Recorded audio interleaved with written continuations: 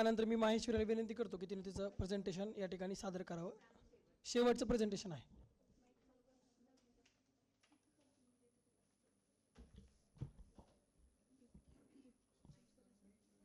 Hello hello नमस्कार. मी माहेश्वरी लक्ष्मी मंगेश गेरडे. मी आज तुमच्या सर्वांसमक्ष एक प्रेझेंटेशन सादर करते, ते म्हणजे टुरिझम ऑन्ट्रप्रिनरशिपवरती. हल्ली काही दिवसांपूर्वी मी ओडिसाला international youth conclave for tourism development यासाठी महाराष्ट्राचे प्रतिनिधित्व केले होते. आम्ही 4 लोकांनी महाराष्ट्राचे प्रतिनिधित्व करत असताना नेमका जो टुरिझम ऑन्ट्रप्रिनरशिप नावाचा कन्सेप्ट आहे तो किती प्रबळ आहे हे सांगण्याकरता आपल्या सर्वांसमक्ष उभी आहे. मला माहिती आहे की आपल्याकडे वेळ नाही आहे, पण पोट भरण्याआधी चला थोडं डोकं भरून टाकूयात आणि नंतर पोट भरूयात.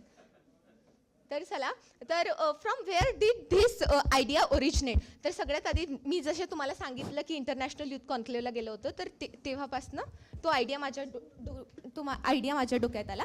तर व्हाय टुरिझम ऑन्ट्रप्रिनरशिप. तर तुम्ही जर बघितलं तर आपली सेंट्रल गव्हर्नमेंट 2541 कोटी रुपया हा फक्त आणि फक्त टुरिझम नावाच्या इंडस्ट्रीवरती देत असते. इतकंच नव्हे तर महाराष्ट्र शासन आज ₹7 लाख करोड फक्त आणि फक्त टुरिझम सारख्या इंडस्ट्रीवरती करते. म्हणजे तुम्ही विचारही करू शकता की बाबा ही इंडस्ट्री किती मोठी आहे आणि या इंडस्ट्रीमध्ये किती स्कोप आहे.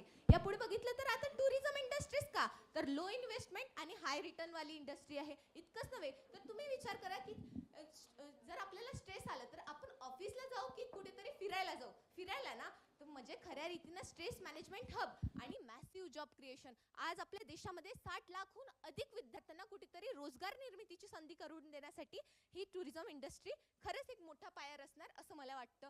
या पलीकडे गेलं तर टुरिझमचे वेगवेगळे प्रकार कुठले, तर medical tourism, wellness tourism, eco tourism, agro tourism, food tourism, cultural tourism आणि आता स्पेस टुरिझम नावाची सुद्धा संकल्पना आपल्याच भारतात येत आहे. हे सुद्धा मी लक्षात घ्यायला पाहिजे.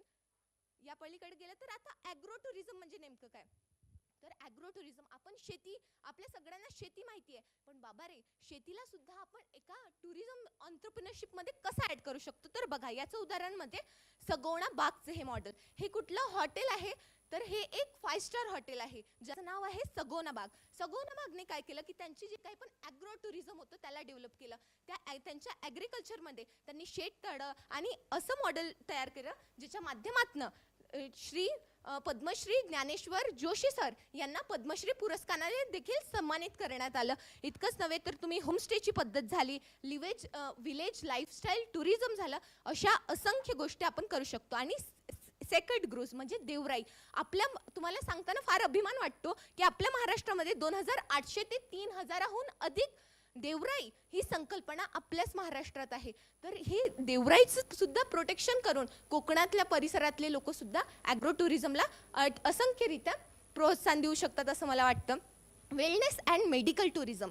तर ऋषिकेश उत्तराखंड ही संपूर्ण जगासाठी योगा कॅपिटल ऑफ इंडियामधून ओळखले जाते. तर इतकंच नव्हे तर धम्मगिरी इगतपुरीचं जर तुम्ही उदाहरण घेतलं तर तिथे विपश्यना सेंटर हे world's most largest Vipassana meditation centre आहे.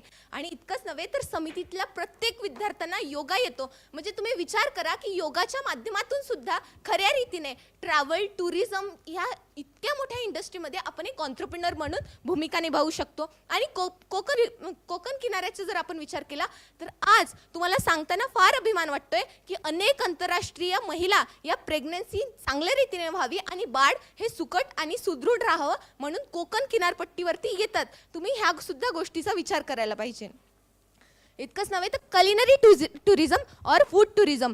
आपण काय दिलं, तर मी नेहमीच एक गोष्ट म्हणते की महाराष्ट्राने जर भारताला काही दिलं असेल तर तो म्हणजे विदर्भातला कापूस आणि रत्नागिरीचा हापूस. म्हणजे खऱ्या रीतीनं प्रत्येक व्हेरायटीच्या गोष्टी ह्या महाराष्ट्राने दिल्या आहे. तर तुम्ही सुद्धा बघायला पाहिजे की आपण वडापाव कसं बनवतात किंवा भाकरी कसं बनवतात. हे जर आपण यासाठी जर कुठले मॉडेल जर बनवता आले, सपोज जर त्याचं एक्सपोजर जर आपल्याला आपल्या पर्यटकाला देता आलं तर खऱ्या रीतीने आपण फूड टुरिझमला प्रमोट करू.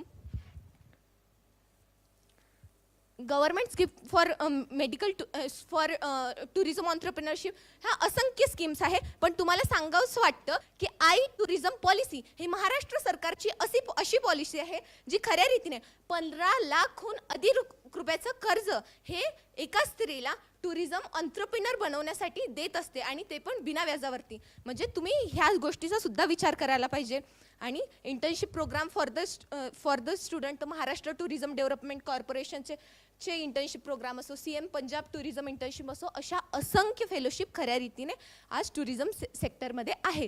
तर म्हणून खऱ्या रीतीने आज भारत इतका प्रबळ देश आहे. तुम्ही जर बाकी देशाचं जर उदाहरण घेतलं तर स्वित्झर्लंड, न्यूयॉर्क अशा मोठ्या मोठ्या ज्या कंट्रीज आहे त्यात त्यांचं असंख्य GDPचा पोर्शन ह्या टुरिझम इंडस्ट्रीमधनं घेतात. पण तुम्ही विचार करा की आपला भारत देश इतका मोठा देश आहे आणि आपल्याकडे बर्फबारी पडत नाही, आपल्याकडे 12ही महिने आहे. म्हणजे आपण टुरिझम इंडस्ट्रीला किती मोठं करू शकतो आणि एक विद्यार्थी म्हणून आपण किती मोठी भूमिका घेऊ शकतो हे तुम्ही लक्षात घ्यायला पाहिजे. मनपूर्वक धन्यवाद.